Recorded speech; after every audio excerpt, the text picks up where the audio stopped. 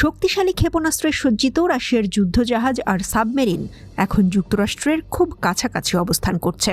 Florida থেকে মাত্র ৯০ mile দূরে কিউবার কাছে রয়েছে এই বহর। এমন ঘটনায় নেটো এবং মার্কিন যুক্তরাষ্ট্র কি একটু বেশিই চিন্তায় পড়ে গেছে?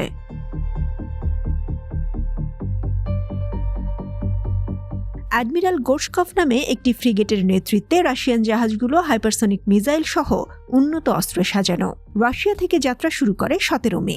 ব্যারেন্টস সাগর পাড়ি দিয়ে আটলান্টিক মহাসাগরে পৌঁছায়। বহরে থাকা কাজান সাবমেরিনটি রাশিয়ার অন্যতম আধুনিক এবং শক্তিশালী। অবশ্য কিউবা জানিয়েছে এই সাবমেরিন পারমাণবিক অস্ত্র বহন করবে না এবং এই অঞ্চলের জন্য হুমকি নয়।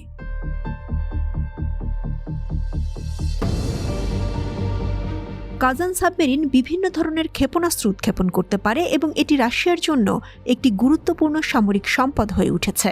যুদ্ধজাহাজের পাশাপাশি রাশিয়ান বহরে একটি তেলের ট্যাঙ্কার এবং একটি উদ্ধারকারী জাহাজ রয়েছে। কোনো বিশেষজ্ঞ মার্কিন নৌবাহিনীর জন্য রাশিয়ান সাবমেরিনগুলোকে নিবিড়ভাবে পর্যবেক্ষণের সুযোগ হিসেবে দেখছেন। তাদের মতে এটি রাশিয়ার সামরিক সক্ষমতা সম্পর্কে জানার এক সুবর্ণ সুযোগ।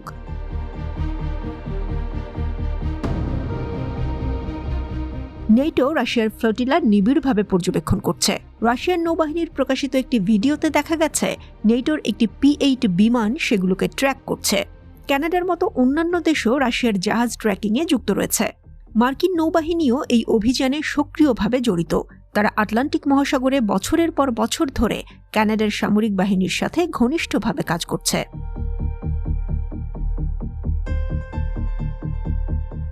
মার্কিন যুক্তরাষ্ট্র তার উপকূলের কাছে রাশিয়ান উপস্থিতিকে ইউক্রেনের প্রতি মার্কিন সমর্থনের প্রতিক্রিয়া হিসেবে দেখছে। ওয়াশিংটনের মতে রাশিয়ার জাহাজ ভেনিজুয়েলায় সামরিক মহড়ার জন্যও যাবে।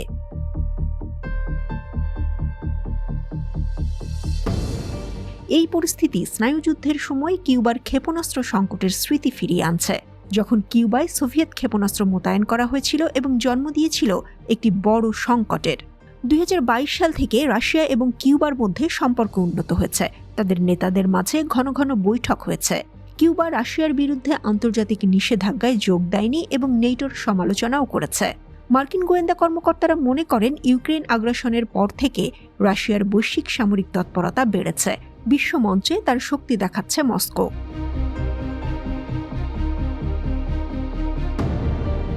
২০১৯ সালের পর এই প্রথম রাশিয়া এই অঞ্চলে এই ধরনের মহড়া করেছে।